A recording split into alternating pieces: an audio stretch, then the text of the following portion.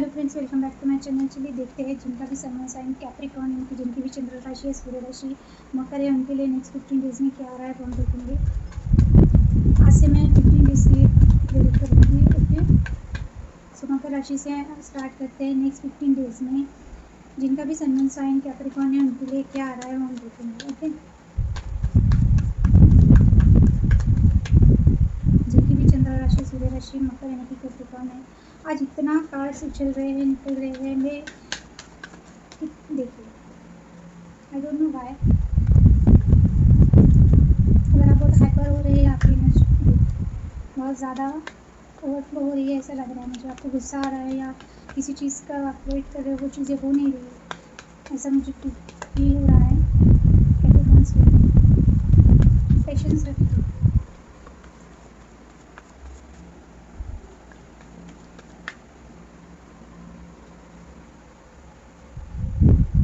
बोला ना आपको बहुत जल्दी है, एग्रेशन है। आ गया night of one, justice reversed, the tower, 6 of Pentacles reversed, Page of Cups. Okay,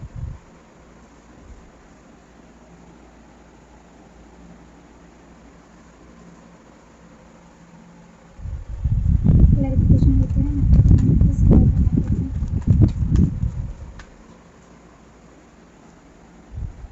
Clarify justice, clarify the power, clarify the 6 of Pentacles, clarify the Page of Cups, Knight of Swords. मैंने बोला ना, आप किसी का wait कर रहे हो या आपको किसी चीज़ की बहुत जल्दी है, कहीं जाना है, या किसी का आप बेसब्री से वेट कर रहे हो। ओके, सो अभी हम ओरेकल कार्ड से भी देखते हैं आपकी एनर्जी क्या रहेगी नेक्स्ट 15 डेज के लिए।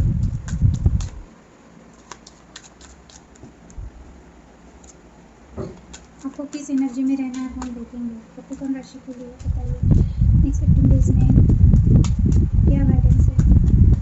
गाइडेंस निकालेंगे तो कैप्रिकॉर्न्स के लिए नेक्स्ट 15 डेज के लिए क्या गाइडेंस है यूनिवर्स, प्लीज़ बताइए। Magician, man holding a phone, anxiety reversed, third chakra reversed. Okay, guidance हम बाद में देखेंगे, पहले आपके कार्ड्स देखते हैं। नेक्स्ट 7 डेज में मेन इशू ये है, आप किसी से बहुत ज़्यादा इक्वल गिव एंड टेक का वेट कर रहे हो। आपके पार्टनर की तरफ से आपको इक्वल गिव एंड टेक नहीं मिल रहा है या नहीं मिला है। ये आपकी विश है कि अगर ये पर्सन ने आपको इक्वली ट्रीट किया, यानी कि आप अगर किसी से बहुत ज़्यादा प्यार कर रहे हो या किसी की बहुत केयर कर रहे हो, वो पर्सन ने भी जितना आप दे रहे हो उतना उन्होंने देना चाहिए, वो नहीं दे रहे हैं। इस वजह से आपकी विश कंट्रोल नहीं है। आप इसी चीज़ के बारे में बहुत ज़्यादा सोच रहे हो। आप चाहते हो आप दोनों के रिलेशनशिप में आपकी जो भी सिचुएशन है, आपके माइंड में जो पर्सन है, उस पर्सन को लेके आपकी ये विश है कि वो पर्सन आपको इक्वली ट्रीट करे। हो सकता है आप अपनी तरफ से 100% देते हो, ये पर्सन आपको उसमें से 10 या 20% शो करते होंगे इनका लव या केयर। ये पर्सन आपको छोड़ के कहीं और ध्यान दे रहे हो, तो आप चाहते हो कि ये पर्सन ने आपकी तरफ ध्यान देना चाहिए, ये पर्सन ने आपको अटेंशन देना चाहिए, क्योंकि हो सकता है आपकी प्रायोरिटी ये पर्सन हो पर इनकी प्रायोरिटी ये पर्सन आप नहीं हो। तो इस वजह से हो सकता है कि आप बहुत ज़्यादा आप दोनों के रिलेशनशिप में कुछ ना कुछ प्रॉब्लम चल रहे हैं। कुछ लोगों के लिए ये पास्ट के पर्सन हो सकते हैं। मेरे रीडिंग में ये चीज़ें बहुत आती है, पास्ट के पर्सन। ओके, तो कैप्रिकॉर्न के लिए नेक्स्ट 7 डेज में आप ऐसे ही किसी पर्सन से डील कर रहे हैं। आपकी विश है वो पर्सन ने आपके साथ, जो भी पर्सन आपके माइंड में है, आपका सिचुएशन जो भी है, आपका रिलेशन जो भी है, आपको पता है। ओके, सो आप चाहते हो ये पर्सन के साथ इक्वल गिव एंड टेक, तो ये आपकी विश रहेंगी। ओके, मेन प्रॉब्लम ये है, मेन इशू ये होने वाला है कि हो सकता है जो भी पर्सन आपके माइंड में, वो पर्सन के साथ आपका झगड़ा हुआ है या टावर मोमेंट आया है, यानी कि आप दोनों ब्रेकअप मोड पे हो, नो कॉन्टैक्ट में हो, आप एक दूसरे से बात नहीं कर रहे हो, या ये पर्सन कुछ लोगों के लिए हो सकता है लिटरली ये किसी और से मैरिड। ओके, ये मैरिड भी हो सकता है क्योंकि इधर एम्परर आया है। सो अगर आप दोनों का ब्रेकअप हुआ है या जो भी चीज़ें हैं, सो आप ये चीज़ें आपको ऐसा लगता है ये चीज़ें इसलिए हुई क्योंकि आप दोनों का जो रिलेशनशिप का जो बेस है वो स्ट्रांग नहीं है। आपको ऐसा लगता है कि आप दोनों का रिलेशनशिप अगर पहले ब्रेकअप हुआ है या ये पर्सन कहीं और गया है, टावर मोमेंट आया है आप दोनों के रिलेशनशिप में, इसका कारण ये है कि स्टेबिलिटी नहीं थी आप दोनों के रिलेशनशिप में। हो सकता है जैसे कि मैंने पहले बोला, आप बहुत ज़्यादा देते होंगे और ये पर्सन आपको बिल्कुल भी उनकी तरफ से एफर्ट नहीं लेते हैं रिलेशनशिप में। तो इस वजह से आप दोनों के बीच में अगर टाउ मोमेंट आया है, पहले आया है या रिसेंटली अभी हुआ है ऐसी चीज़ें हुई हैं, सो आप उसमें एक पॉजिटिविटी चाहते हो।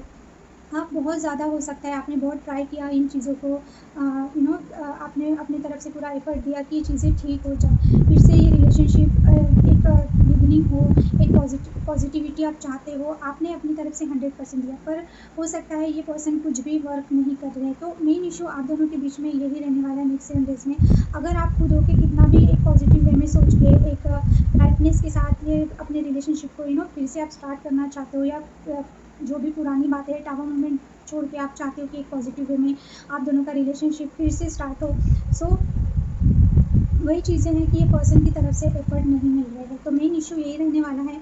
या कुछ लोगों के लिए हो सकता है ये पर्सन अगर मैरिड है या आप किसी और से मैरिड हो, आपके अगर बच्चे हैं तो बच्चे भी एक मेन इशू हो सकते हैं कि अगर आपके पर्सन भी चाहते हैं रिलेशनशिप स्टार्ट करना या वॉट एवर जो भी सिचुएशन है, पर शायद अभी बहुत देर हो चुकी है, या ये पर्सन इनकी फैमिली में इतना ज़्यादा बिजी है, या प्रायोरिटी इनकी हो सकता है आपके पर्सन की इनकी प्रायोरिटी इनके बच्चे हो, इनकी फैमिली हो। सो इस वजह से ये इनको बच्चे तो ये बहुत अच्छे फादर हो सकते हैं, सो इनकी प्रायोरिटी इनके बच्चे हो सकते हैं। तो इस वजह से हो सकता है कि ये पर्सन उतना एफर्ट नहीं डाल रहे हैं या जो भी चीज़ें हैं। तो मेन इशू यही है कि आप चाहते हो, आप एफर्ट डालना चाहते हो, आप एक न्यू बिगिनिंग चाहते हो जो भी सिचुएशन है उसको सुधारने के लिए, पर ये पर्सन अपने फैमिली में अपने बच्चों में इतना ज़्यादा बिजी है, वो प्रायोरिटी उनकी वो है। ओके, तो ये ध्यान ही नहीं दे रहे हैं। तो मेन इशू ये होने वाला है। अगर आप इनको बोलोगे ना फिर भी ये पर्सन शायद आपके मैंने सुनते होंगे पर करते होंगे अपने मन की। तो ये चीज़ें हो रही है। ओके, सो इमोशनली क्या आपका इमोशनली मेन इशू यही है नेक्स्ट 7 डेज़ में आपको जस्टिस चाहिए। मैंने बोला ना, अगर आप मैरिड हो तो ये पर्सन हो सकता है आपसे आपके जो हस्बैंड या वाइफ है वो आपसे सेपरेटेड है, या फिर अगर मैरिड नहीं हो तो ये कहीं और मैरिड है ये पर्सन। ओके, ये एक अथॉरिटी फिगर में है, ये पर्सन को ईगो इशू हो सकते हैं, इन पे बहुत ज़्यादा रिस्पॉन्सिबिलिटीज़ हो सकती हैं, ये सब चीज़ें सबके लिए करते हैं, पर जब आपकी बारी आती है तो ये पर्सन आपको बिल्कुल भी जस्टिस नहीं देते। यानी आपने कितना भी इनके लिए कर लो, पर आपको इमोशनली ना कभी ऐसा आपको लगता है कि बस हो गया अभी।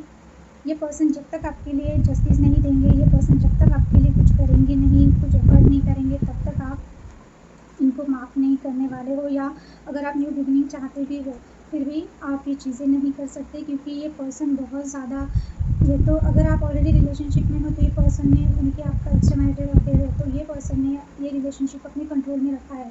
इनको जब चाहे तब आप ये बात करेंगे, नहीं चाहेंगे तो नहीं करेंगे। इनका पूरा फोकस इनके काम में, इनकी फैमिली में है, आप इनकी प्रायोरिटी नहीं हो। तो आपको लगता है कि ये आपके साथ बहुत इंजस्टिस करते हैं। ऑलरेडी मैरिड हो तो आपके जो भी हस्बैंड या वाइफ जो भी है, मोस्टली मुझे हस्बैंड लोग दिख रहे हैं, तो ये हो सकता है बहुत बॉसी नेचर के होंगे, बॉस होंगे कहीं, तो ये अपने काम पे ज़्यादा ध्यान देते हैं, दूसरे रिस्पॉन्सिबिलिटी पे ज़्यादा ध्यान देते हैं, आपकी तरफ उतना ध्यान नहीं देते हैं। या ये बहुत अच्छे फादर होंगे और हस्बैंड भी होंगे बहुत अच्छे, पर अभी इस वक्त आप दोनों का सेपरेशन चल रहा है, यानी कि हो सकता है कि आप दोनों में बनती नहीं है, तो आप दोनों ने शायद अलग होने का फैसला किया है, या ये आपकी सुनते हैं। तो आपको जस्टिस चाहिए इमोशनल लेवल पे। जब तक आपको जस्टिस नहीं मिलेगा तब तक आप इमोशनल लेवल पे इनके साथ कनेक्ट नहीं होना चाहते। टावर मोमेंट है तो मोस्टली लोगों के लिए ये पास्ट के पर्सन हो सकते हैं, आपका ऑलरेडी ब्रेकअप हो चुका होगा और ये पर्सन रिकन्सिलेशन चाहते हैं, या आप रिकन्सिलेशन चाहते हो पर आप अपनी तरफ से एफर्ट कर रहे हो, आप सेकंड चांस देना चाहते हो, पर ये पर्सन बिल्कुल भी एफर्ट नहीं लगा रहे हैं। ये आपकी तरफ से ही एफर्ट चाहते हैं, और अगर इन्होंने आपके साथ इनजस्टिस किया है, कुछ गलत किया है, तो ये आपको सॉरी भी नहीं बोल रहे हैं, अपने ही ईगो में बैठे हुए हैं। इनको ऐसा लगता है ये जो बोलते हैं वही राइट है, या ये अपने हिसाब से कंट्रोल में रखना चाहते हैं आप दोनों का रिलेशनशिप और आपको भी। तो इमोशनल लेवल पे आप इनसे बिल्कुल भी सेटिस्फाइड नहीं हो। आप चाहते हो कि अगर इन्होंने कुछ गलत चीज़ें की हैं, गलत चीज़ें इन द सेंस आपसे इनजस्टिस किया है आप दोनों के रिलेशनशिप में, ये आपको बिल्कुल भी वो आपकी वर्थ नहीं करते हैं, या आपके साथ हमेशा अन्याय करते हैं, आपको ऐसा लगता है, तो जब तक ये पर्सन आपके साथ न्याय नहीं करेंगे, या आप इनके साथ एक कमिटेड रिलेशनशिप में आना चाहते हो, इनके इनसे शादी करना चाहते हो, तो जब तक ये आपको वो कमिटमेंट नहीं देंगे शादी का, क्योंकि आप इनको हस्बैंड मटेरियल समझते हो, इमोशनल लेवल पे आप इनसे शादी करना चाहते हो, आप इमोशनली इनके साथ लाइफ टाइम रहना चाहते हो, पर ये पर्सन अगर आपको कमिटमेंट नहीं दे रहे हैं तो आप इनसे फिर से जुड़ना नहीं चाहोगे। Okay, yes. और यही जो मैं बता रही हूँ यही आपके लिए एडवाइस भी है, तो आप समझ जाइए जो मैसेजेस मिल रहे हैं। Okay, night of friend, yes, ये पर्सन का यही चीज़ है कि ये पर्सन आपकी तरफ बहुत ज़्यादा अट्रैक्टेड हो सकते हैं, इनकी एनर्जी बहुत फायरी एनर्जी हो सकती है, ये कभी आते हैं कभी नहीं आते, यानी कि आपको जब चाहिए तभी ये अवेलेबल नहीं होते, इनको जब चाहिए होता है आपके साथ बात करना या आपकी तरफ आना तब ये पर्सन आते हैं। अदरवाइज हो सकता है या फिर नो कॉन्टैक्ट में डालते होंगे, ब्लॉक करते होंगे, जब इनका मन होगा, जब इनकी इच्छा होंगी, जब इनको खाई मची रहती है जल्दी जल्दी आने की, तब ये पर्सन आते होंगे। या आपकी एनर्जी हो सकती है कि आप चाहते हो आपकी पर्सन आपकी तरफ आए, अगर नो कॉन्टैक्ट में है या जो भी चीज़ें हैं, आप चाहते हो जल्द से जल्द ये रिलेशनशिप स्टार्ट हो, पर आपको एक ही एडवाइस है कि हो सकता है ये पर्सन आपकी तरफ एक अट्रैक्शन आपका, इनको बहुत ज़्यादा अट्रैक्शन हो सकता है। सो एक अट्रैक्शन की वजह से ये आपको बीच बीच में आपको कॉल करते होंगे या आपसे बात करते होंगे और फिर बिज़ी हो जाते होंगे अपनी लाइफ में। अगर ये मैरिड है तो ये फिर आपसे बात भी नहीं करते होंगे, आपको ब्लॉक करके रखते होंगे। तो आपको यही कहा जा रहा है, अगर ये पर्सन आपकी तरफ आएगी अभी नेक्स्ट 7 डेज़ सॉरी 15 डेज़ में, सो आपको यही लगेगा क्योंकि ये पर्सन आपको इमोशंस तो नहीं देने वाले। और आपको भी यही एडवाइस है कि इनके साथ अगर डील करना है तो आपको बहुत प्रैक्टिकली डील करना है, अपना इमोशनल कप लेके उनके सामने खड़े नहीं रहना है आपको। मुझे ऐसा लग रहा है आप इनसे कमिटमेंट चाहते हो, एक इमोशनल बॉन्डिंग चाहते हो, इमोशनल सेटिस्फेक्शन चाहते हो, एक प्रपोजल चाहते हो, पर ये पर्सन आपको नहीं दे रहे क्योंकि ये सिर्फ एक अट्रैक्शन के तौर पे आपसे जुड़े हुए हैं, ऐसा आपको लगता है। तो आपके लिए भी यही एडवाइस है कि आपको जो चाहिए ये पर्सन से, यानी कि कमिटमेंट, इमोशनल बॉन्ड, जो भी चीज़ें हैं, लाइफ यानी स्टेबल रिलेशनशिप, जब तक ये पर्सन नहीं देते तब तक आपको इनको एंटरटेन नहीं करना है। और अगर आप इनसे डील करना चाहते हो तो आप भी प्रैक्टिकली डील कीजिए, इनके लिए इमोशनली अवेलेबल रहने की ज़रूरत नहीं है आपको, क्योंकि ये पर्सन आपके लिए इमोशनल अवेलेबल नहीं है। ये पर्सन सिर्फ अपने एक अट्रैक्शन होता है, इनको एक क्रेविंग होती है बात करने की आपके साथ या आपको देखने की, इसलिए ये पर्सन फिर आपकी लाइफ में आ जाते हैं। फिर ये थोड़ा सा आपसे बात करके अगर ये शांत हो जाते हैं तो फिर से ये अपनी लाइफ में चले जाते हैं। ओके, तो अगर आपको यही सब चीज़ें चाहिए तो ठीक है, अदरवाइज़ आपको ये पर्सन के साथ इमोशनली डील नहीं करना है, दिमाग से चलना है। और अगर आपको इनसे एक कमिटमेंट चाहिए तो ये पर्सन नेक्स्ट 15 डेज़ में आपको प्रपोजल नहीं देने वाले। ओके, क्योंकि ये आपकी तरफ हाईली अट्रैक्टेड है, इसलिए शायद ये बीच बीच में आपको कॉल या मैसेज करते हैं और बाद में फिर आपको ब्लॉक करके चले जाते हैं। आपके लिए इस एनर्जी में रहना ज़रूरी है। सबसे पहले तो 37 कार्ड आए हैं, थर्ड चक्र चंद्रेशन। आप ये रिवर्स आया है, यानी कि हो सकता है आपका इंट्यूशन, आपके इमोशंस, आपको हर चीज़ का हो सकता है कि चीज़ें आपको पता है ऑलरेडी कि ये पर्सन कैसा है, ये पर्सन आपको क्या दे सकता है, क्या नहीं दे सकता है। आपका इंट्यूशन आपको हर चीज़ बताता है, आपके इमोशनल लेवल आपका जो भी है। आप अगर बहुत हाईली इमोशनली है, बहुत सेंसिटिव है और बहुत इमोशनल है ये पर्सन को लेके, आपको उसमें बैलेंस लाना है। और अगर आपका इंट्यूशन कुछ बता रहा है तो आपको सुनना है। ओके, हो सकता है कि आप रियलिटी फेस नहीं करना चाहते या आपको दिख सक रहा है कि ये पर्सन कैसा है, फिर भी आप एक इमोशनल बॉन्डिंग की वजह से आप बहुत ज़्यादा इनसे अटैच है, इसीलिए आप इनको माफ़ कर देते हो। तो आपको ये चीज़ें नहीं करनी है, आपको इमोशनल होके कौन सी भी चीज़ें नहीं करनी है अपनी लाइफ में, यानी कि कोई भी डिसीजन नहीं लेना है। आपको अपनी जो भी बातें हैं वो क्लियर कट बतानी है। ओके, यस, एक कार्ड रह गया कि आउटकम रह गया, देखिए ओके, मैंने बोला ना आप भी ये पर्सन के लेके बहुत अट्रैक्टेड हो सकते हैं, आपको भी इस पर्सन का बहुत अट्रैक्शन है, या आपके हो सकता है कि बहुत आप यंग थे तब से आप इस पर्सन को पहचानते हो, या फिर कोई न्यू पर्सन आपकी लाइफ में आ सकता है जो बहुत यंग, फायरी एनर्जी और बहुत गुड लुकिंग हो सकता है। सो ऐसे पर्सन अगर न्यू पर्सन है तो अगर आप इनसे प्रपोजल चाहते हो या इनको इमोशनली आप इनसे जुड़ना चाहते हो तो आप जल्दी ना करें। ओके, और अगर यही पर्सन फिर से आपके साथ न्यू स्टार्ट करना चाहते हैं, न्यू बिगिनिंग करना चाहते हैं, तो यहाँ भी पेज ऑफ कप्स देखिए रिवर्स आया है। इट मीन्स आपको इनसे एक इमोशनल बॉन्डिंग चाहिए, लॉन्ग टर्म रिलेशनशिप चाहते हो आप, पर ये पर्सन इमोशनली आपके लिए अवेलेबल नहीं है। ये जब भी आएंगे आपके साथ फ्लर्टिशियस काइंड ऑफ इनकी एनर्जी रहेगी। और अगर आपको इन कमिटमेंट चाहिए, लॉन्ग टर्म आप चाहते हो ये पर्सन को, तो आप अपनी बात क्लियरली इनसे करें। अगर ये आपको वो चीज़ें नहीं दे रही है जो आप चाहते हो तो आपने भी उनके साथ वैसे ही डील करना है। ओके, प्रैक्टिकली इमोशन में बह के कुछ भी चीज़ें नहीं करनी है। सो आपके लिए मैजिशियन एंड द मिरर, आप मैनिफेस्ट कीजिए आपको क्या चाहिए अपनी लाइफ में। आपका मैनिफेस्टेशन बिल्कुल आप जो चाहते हो आपको नेक्स्ट 15 डेज़ में आपका मैनिफेस्टेशन काम करेगा। आपका इंट्यूशन बहुत स्ट्रांग रहेगा।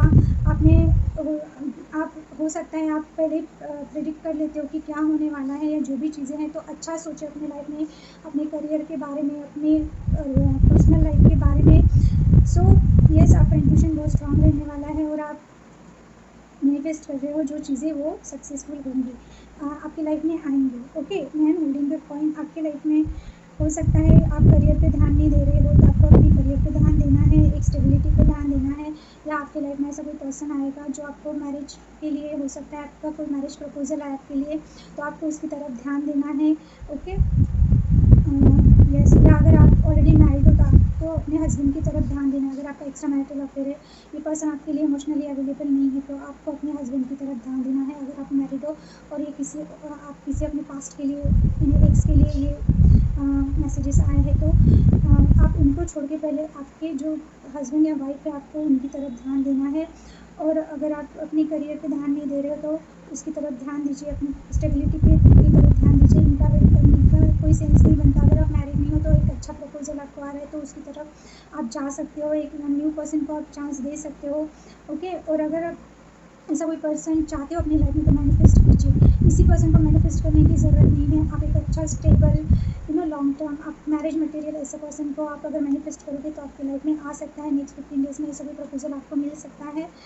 और अगर आप अपने करियर पे ध्यान नहीं दे रहे, तो मैनिफेस्ट कीजिए अपने करियर के सक्सेस के लिए। आपको ज़रूर सक्सेस मिलेगा नेक्स्ट 15 डेज़ में। एंजाइटी रिवर्स, आप बहुत ज़्यादा एंजाइटी में रहते हो, बहुत पैनिक अटैक आते होंगे, यानी आपको हर बात पे इतना ज़्यादा डर लगता होगा कि कुछ लोग बहुत ही ओवर थिंकिंग करते होंगे। तो आपको इसमें से निकलना है। ये पर्सन के बारे में अगर आप बहुत सोच रहे हो, आएगा नहीं आएगा, क्या होगा क्या नहीं होगा, बिल्कुल भी नहीं। आपको एंजाइटी की एनर्जी में रहना ही नहीं है। हो सकता है आपको एंजाइटी हो नेक्स्ट 15 डेज़ में, आप ओवर थिंकिंग करें इस पर्सन को लेकर, तो नहीं करना है। जब भी आपको ऐसा लगे ना, तो आप सीधा अपने करियर के बारे में सोचिए, अपने फ्यूचर के बारे में सोचिए और पॉजिटिव सोचिए, क्योंकि आप जो भी मैनिफेस्ट करोगे, हो सकता है वो आपकी लाइफ में आपको मिल सकता है। नेक्स्ट 15 डेज़ में वो चीज़ आ सकती है, तो अच्छा मैनिफेस्ट कीजिए। एंजाइटी में जाके पैनिक होकर कुछ भी मैनिफेस्ट मत कीजिए।